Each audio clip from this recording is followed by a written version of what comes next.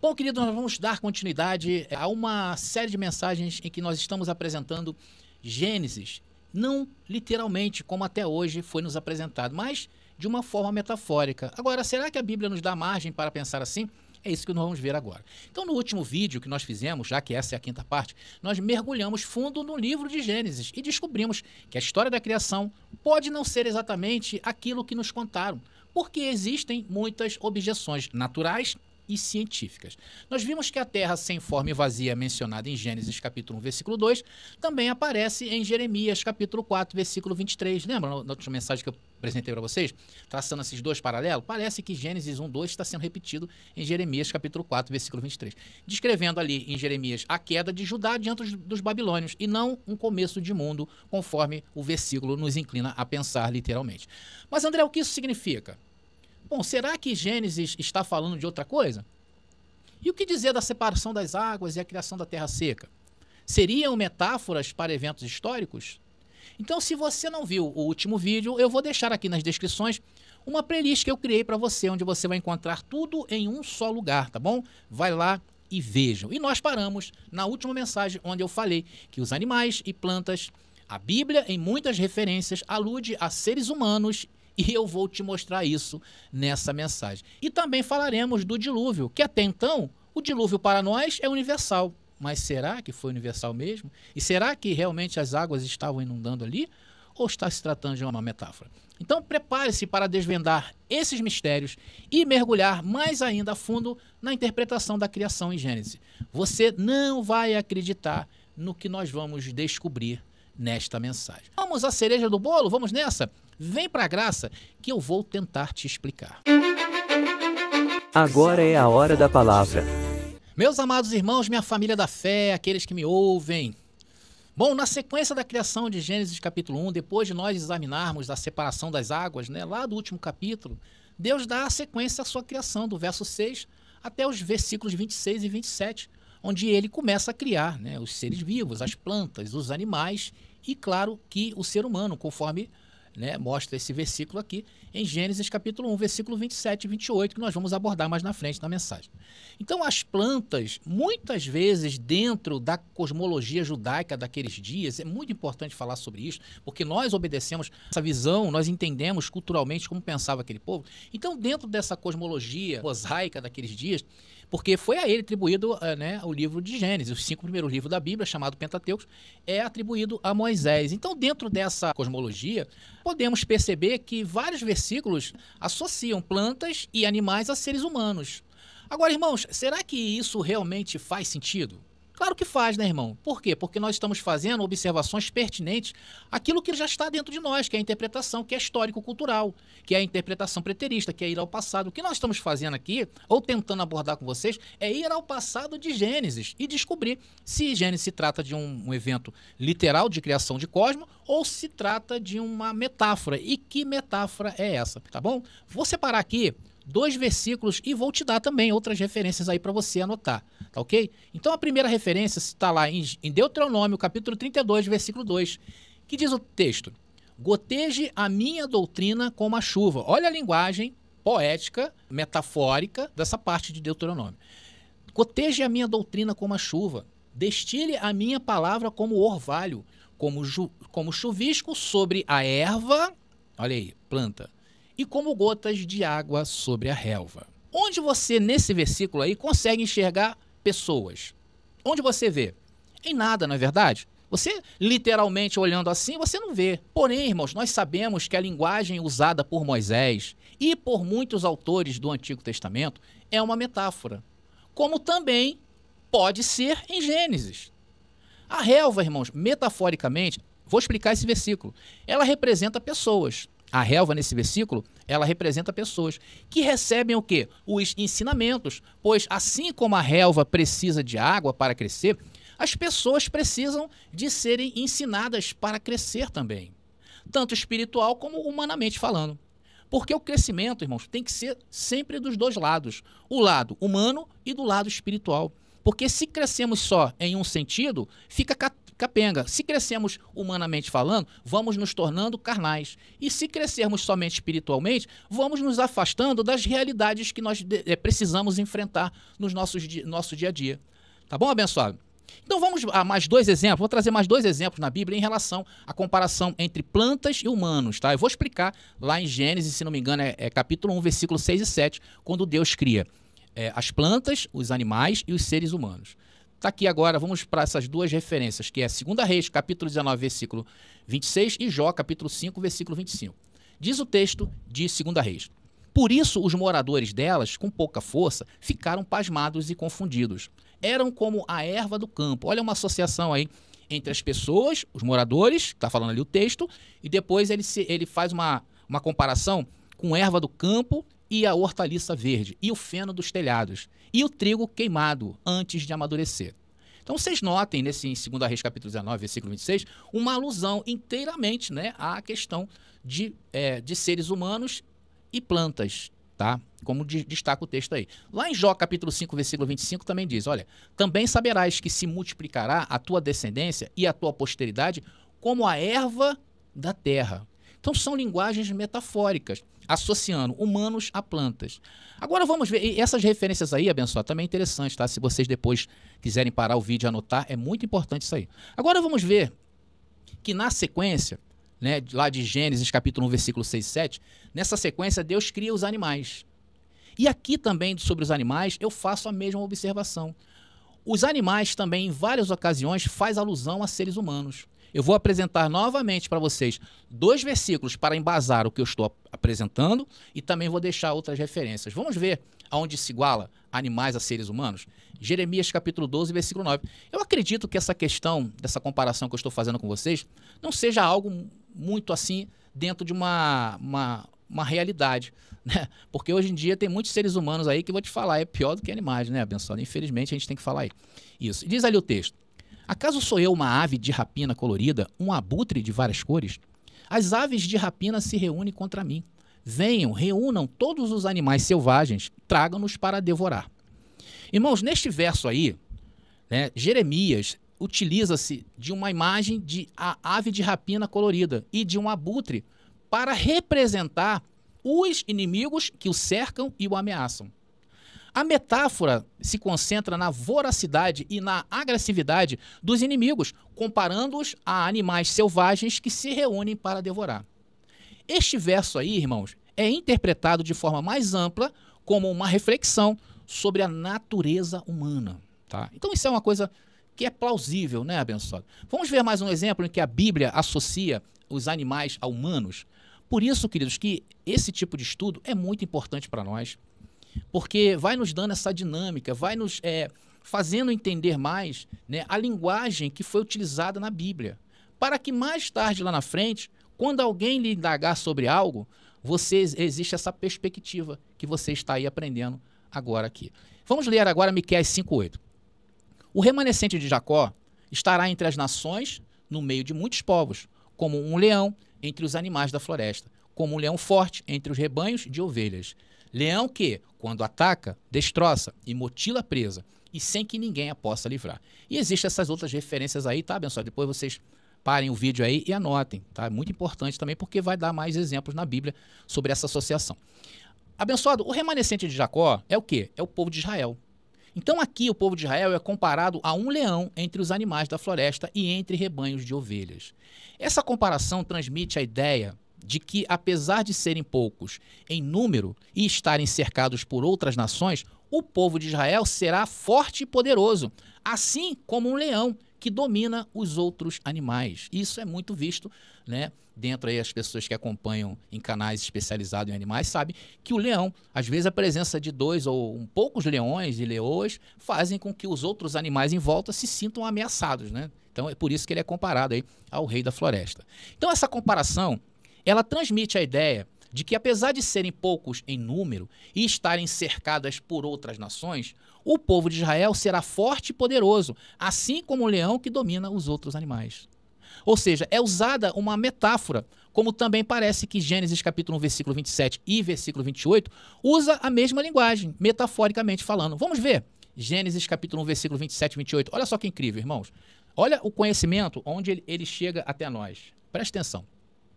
Diz ali, ó, criou Deus o homem à sua imagem. A imagem de Deus o criou. Homem e mulher os criou.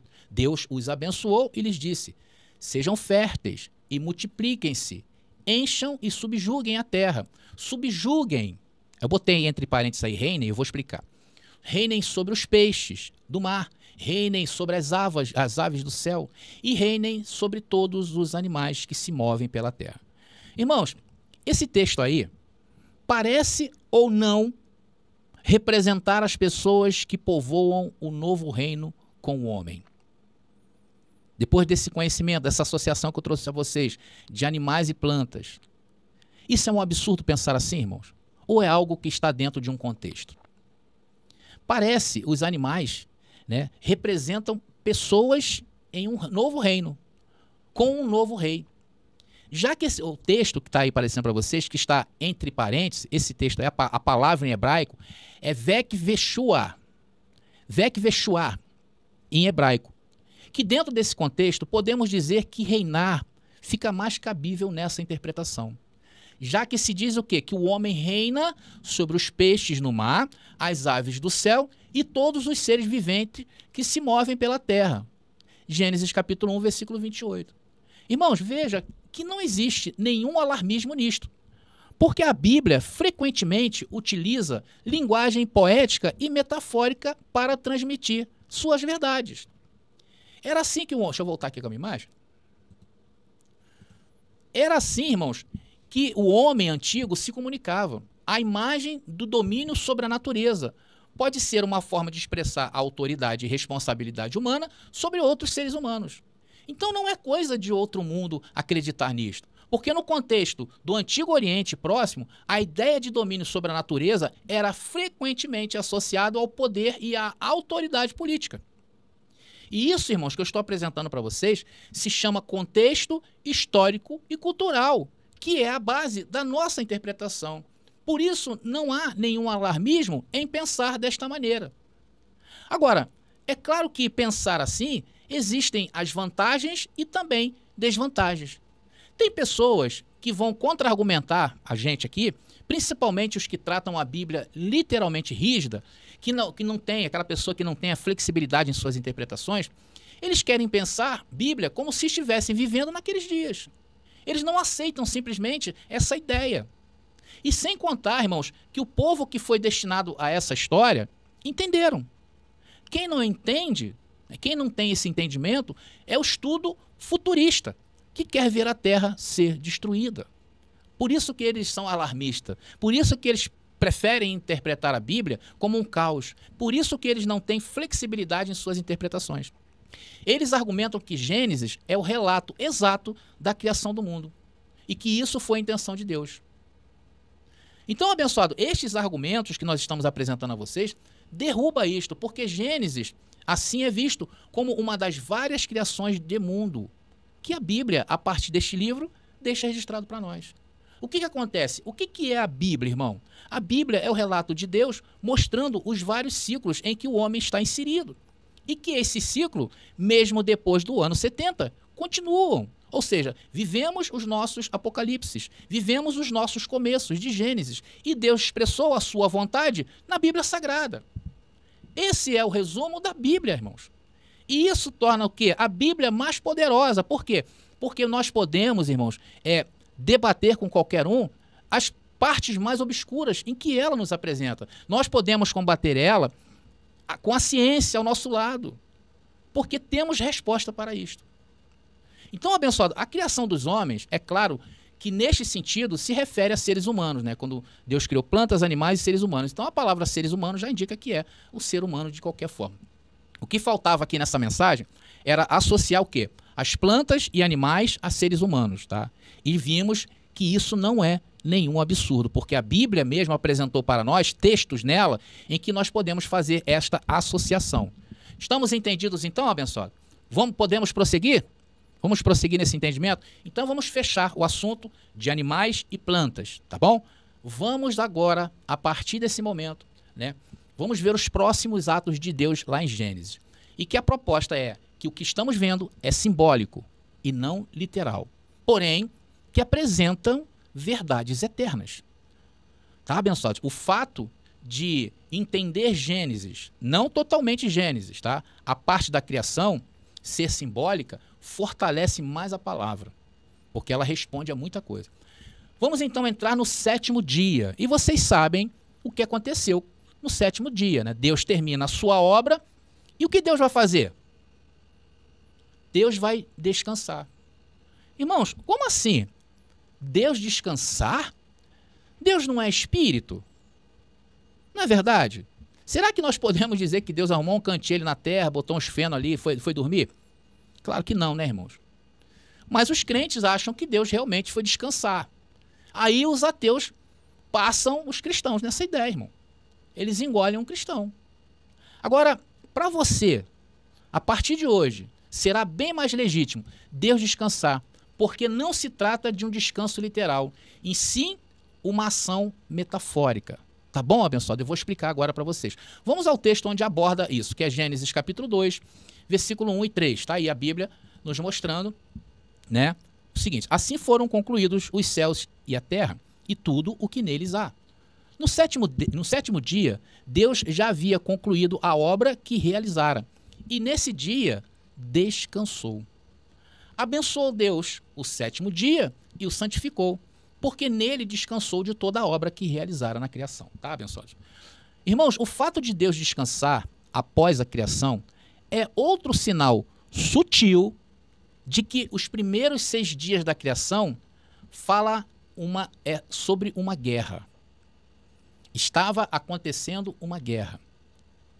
Existem, irmãos, muitas palavras hebraicas que significam descanso. Aparentemente, todas elas são usadas em algum contexto na Bíblia de forma evidente para denotar paz ou segurança, devido à falta de guerra. Vamos ver onde a Bíblia nos mostra isso, irmãos? Deuteronômio, capítulo 3, versículo 20 e mais uma série de versículos e referências que eu vou deixar para vocês aí. Como eu falo, anotem as referências, tá, abençoado? E procurem lá, que vocês vão ter mais base. Diz o texto: até que o Senhor conceda descanso aos seus outros irmãos, israelitas, como deu a vocês, e tomem eles posse da terra que o Senhor, o Deus de vocês, está dando a eles, do outro lado do Jordão. Depois vocês poderão retornar, cada um, à propriedade que lhes dei. Irmãos, o que nós estamos vendo nesse versículo? Estamos vendo um descanso que seria dado depois de uma guerra. Atenção, o contexto do versículo aí é a conquista da terra prometida pelos israelitas, né, liderados por Josué. Moisés havia morrido. Então ali está sendo instruído as tribos de Rubem, Gade e a meia tribo de Manassés a permanecerem do outro lado do Jordão e ajudarem seus irmãos na conquista do restante da terra. Então, abençoados, vocês notem que a própria Bíblia ela vai se mostrando para que nós hoje pudéssemos entender o que estava acontecendo. Então, estamos entendidos em relação ao descanso da terra, quando Deus falou era um descanso depois de uma guerra. Vamos usar mais uma referência, que basicamente se trata do mesmo evento, até para sedimentar isso. Está lá em Josué, capítulo 1, versículo 13. Diz o texto ali, olha: lembram-se da ordem que Moisés, servo do Senhor, deu a vocês, quando o Senhor, seu Deus, lhes prometeu descanso e dar-lhes esta terra? Abençoado, esse descanso, que está falando o texto aí, viria após uma batalha. E esse tipo de linguagem é bem comum. Seguiu-se assim nas várias guerras que houve, não somente da Bíblia, como também depois dela. Então, o que eu estou querendo associar aqui com vocês é o descanso de Deus do sétimo dia veio após uma batalha. Porque a ideia é mostrar a vocês que é plausível que Gênesis está acontecendo depois de um apocalipse. Havia uma guerra, como houve no Apocalipse de João. Houve uma guerra, não foi assim? Isso é muito claro para nós. Os romanos entraram na cidade de Jerusalém e destruíram o templo. Isso era uma imagem de uma guerra. E depois que o templo veio abaixo, novos céus e nova terra se fez. Um descanso foi feito naqueles dias. Da mesma maneira, estamos mostrando a vocês em Gênesis, e que não há nenhum absurdo em pensar assim. Não estamos aqui derrubando nada dentro daquilo que foi dito e falado até hoje. Estamos ressignificando. Estamos dando respostas ao mundo. Porque o mundo ainda não viu por esta ótica. O mundo ainda não enxergou Gênesis por essa prisma. Existem, sim, algumas bandeiras já no mundo de pessoas que pensam assim, igual ao que nós estamos tentando pensar. Então, abençoado, isso está registrado em vários livros da história. Sobre guerras. Você vê que depois da guerra, geralmente, irmão, quem está dentro de uma guerra anseia pelo tempo do descanso, e um dia que a guerra irá acabar. Agora, o que não dá para entender é querer literalizar o descanso do Senhor do sétimo dia, como se fosse algo para ser descansado, né? Assim, de uma forma como se fosse 6 dias trabalhado e um para descansar. Não, existe muito mais por trás disto do que se possa imaginar. Vamos a mais um exemplo aí, excelente, que está registrado em 1 Crônicas. Vamos lá, 1 Crônicas, capítulo 22, versículo 9. Está aí o texto. Diz assim, ó: mas você terá um filho que será homem de paz. Atenção a essas letras maiúsculas que eu estou destacando para vocês, tá legal? E descansou. Eu lhes darei descanso de todos os seus inimigos em todos os lados. Seu nome será Salomão, e darei paz e tranquilidade a Israel durante seu reinado. Então, atenção aí para essas 3 letras em maiúsculas, tá? 2 vezes paz e 1 vez descanso. A primeira palavra em maiúsculo, que eu dizer para paz, aqui é traduzido na Nova Versão Internacional, é uma palavra em hebraico chamado menushá, que significa lugar de descanso. A segunda palavra em maiúsculo que aparece nesse texto para vocês é descanso. O descanso que Salomão recebe de seus inimigos é nuá ou noá. Atenção, em hebraico, essa palavra descanso, ela significa nuá ou noá, que significa descansar. E atenção, abençoados, nuá também é escrito como Noá. E essa palavrinha Noá é a palavra raiz da qual o nome Noé é derivado. Então, abençoado, a palavra descansar, ela tem essas 2 nuances, Noá e Noá, e significa descansar. E a palavra raiz da qual esse nome é derivado é Noé. E a gente vai entrar na parte de Noé. Nós vamos mexer com o dilúvio. Então isto, irmãos, é significativo, como veremos quando entrarmos no capítulo do dilúvio. Porque o dilúvio de Noé também é uma história, possivelmente de guerra, retratada poeticamente como um dilúvio. Tá?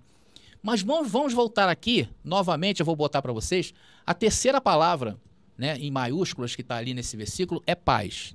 Essa terceira palavra, de paz, que é a segunda paz, é shalom, que significa completude, solidez, bem-estar, paz. Então, abençoados, nesta frase, neste versículo, vemos 3 palavras hebraicas diferentes para descanso, cada uma denotando paz ou segurança devido à falta de guerra.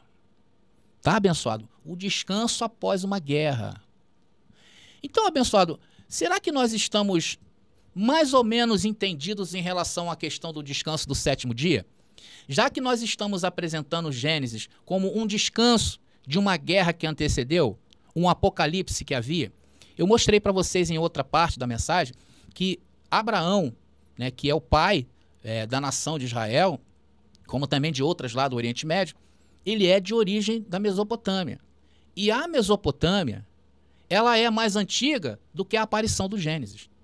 Gênesis tem 6.000 anos, irmão. A Mesopotâmia tem muito mais. A Mesopotâmia, ela é o berço da civilização mundial. Isso por causa de estudos. Foi uma das primeiras, irmão. Tá? Então nós estamos tentando trazer dentro da Bíblia que Gênesis é uma metáfora. Que Gênesis é uma linguagem poética. Não todo Gênesis, mas a parte da criação e a parte do dilúvio. E eu estou mostrando a vocês que não existe nenhum absurdo em pensar assim. Eu estou mostrando a vocês que isto não derruba nada lá na frente. Muito pelo contrário. Dá luz. Realça. Estamos entendidos então, abençoado? Estamos entendidos nessa parte do descanso? Então, lá em Gênesis, o descanso do Senhor não é um descanso literal. E nem muito menos que ele estava criando tudo ali naquele momento. Né? Como se ele estivesse fazendo o cosmo, e ele se viu cansado e foi descansar.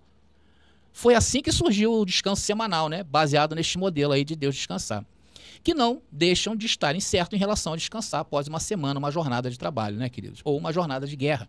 Como também, biblicamente falando, depois da guerra que houve antes de Gênesis, o descanso era paz e que mais tarde seria interrompida por outras guerras na Bíblia e depois, lá do ano 70, também outras guerras que nós temos relatados na história. E assim demos por fim essa parte de descanso. Estamos entendidos? Então, nessa mensagem, eu já apresentei para vocês que a Bíblia faz associação de animais e plantas a seres vivos, tá? a seres humanos. Vimos também a parte do descanso. Agora, irmãos, vamos entrar no dilúvio. Afinal, o dilúvio foi literal? Sim ou não? Foi literal ou não? Meus queridos, a verdade é que, segundo o que temos argumentado até agora, o dilúvio de Noé, em Gênesis capítulo 6, reflete um outro início de criação, de Gênesis capítulo 1, versículo 1 e 10. Ou seja, como se estivesse repetindo. E se vocês observarem, em todas as campanhas de guerra, em todos os juízos de Deus, e vocês sabem que houve vários juízos de Deus na Bíblia, o cenário é o mesmo, como eu mostrei em Jeremias. Como se Deus estivesse fazendo o mundo ali em Jeremias. Por quê? Porque isso era a forma do judeu da época enxergar o mundo. Hoje, é como se nós, já ouvindo comentários de irmão aí no canal, falando assim, irmão, você fala as coisas e você coloca a gente como se nós estivéssemos naqueles dias. É impressionante. Mas essa é a ideia. A ideia é que você se sinta como se estivesse vivendo naqueles dias para que você entenda o que eu estou querendo te passar. Então, na criação de Gênesis, que nós vamos associar em Gênesis capítulo 1, versículo 1 ao 10, a Gênesis 6, a terra começa num estado inundado, antes da separação das águas e do aparecimento da terra seca, que foi o caso do dilúvio. Assim, tanto em Gênesis capítulo 1, como em Gênesis capítulo 6, há um dilúvio. Não é assim que a gente vê? O Espírito de Deus pairava sobre as águas, porque o mundo era todo tapado de água. E lá também em Gênesis capítulo 6, quando Noé estava inundado de água. Ambas as inundações parecem simbolizar a mesma coisa. Nações, exércitos estrangeiros, assim como todos os termos aquáticos na Bíblia.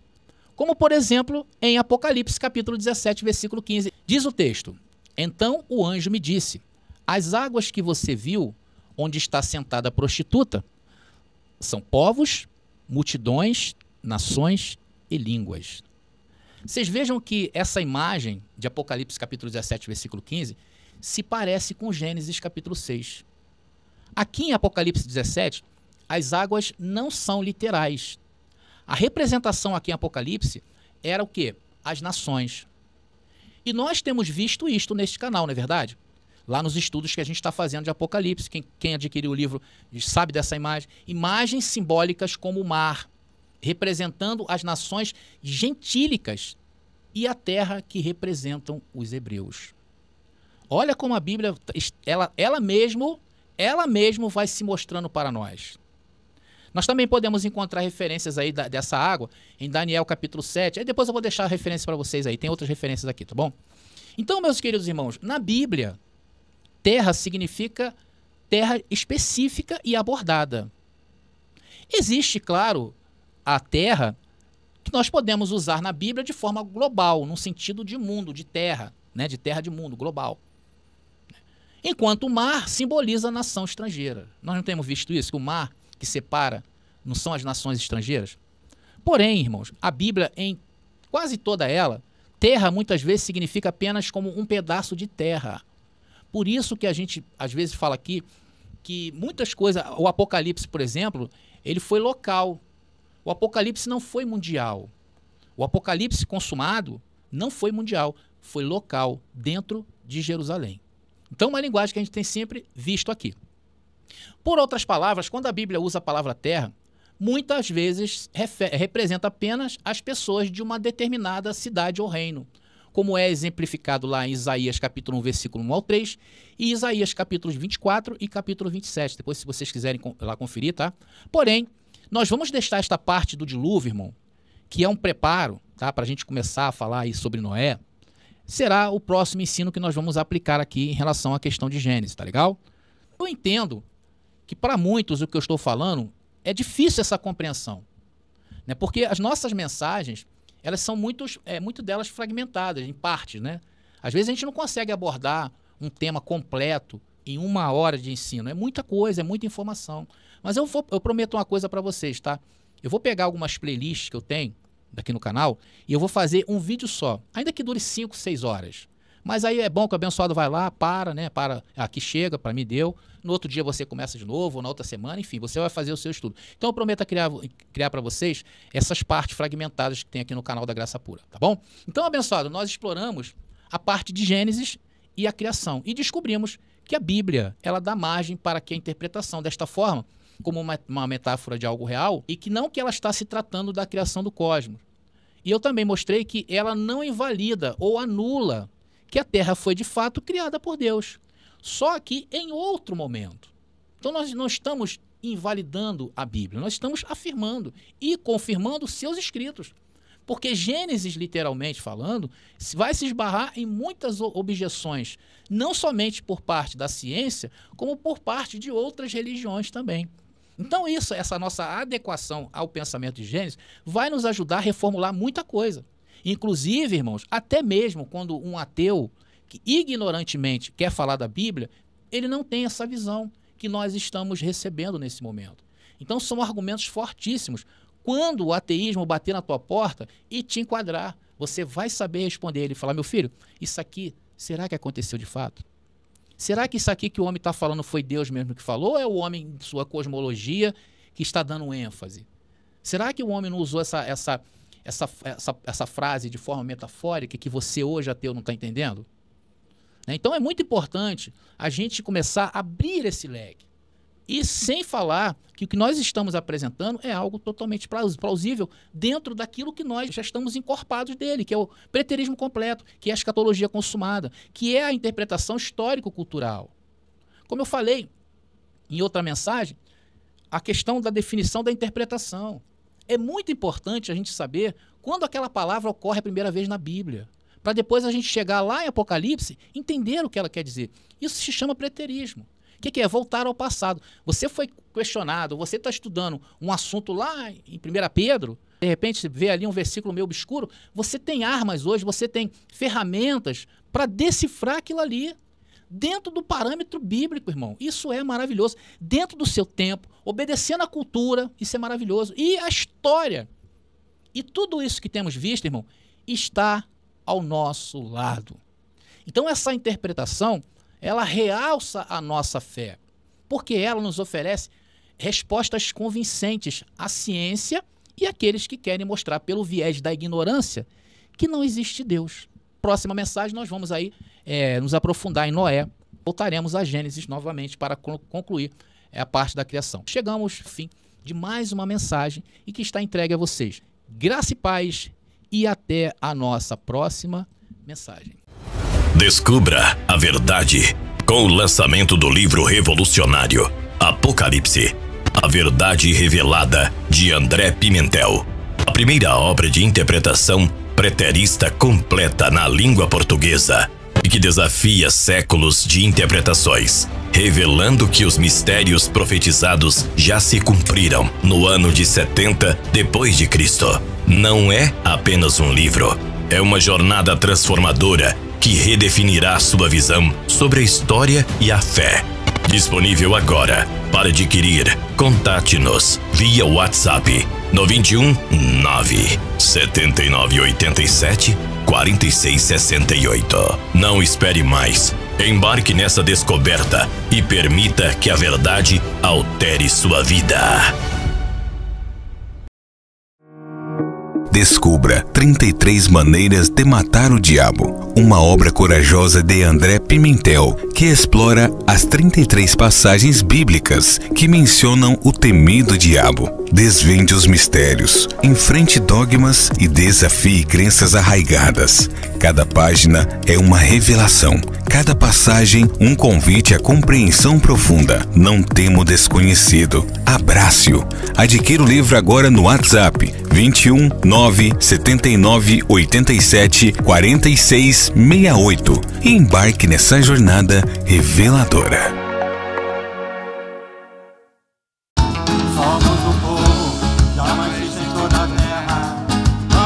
diabo.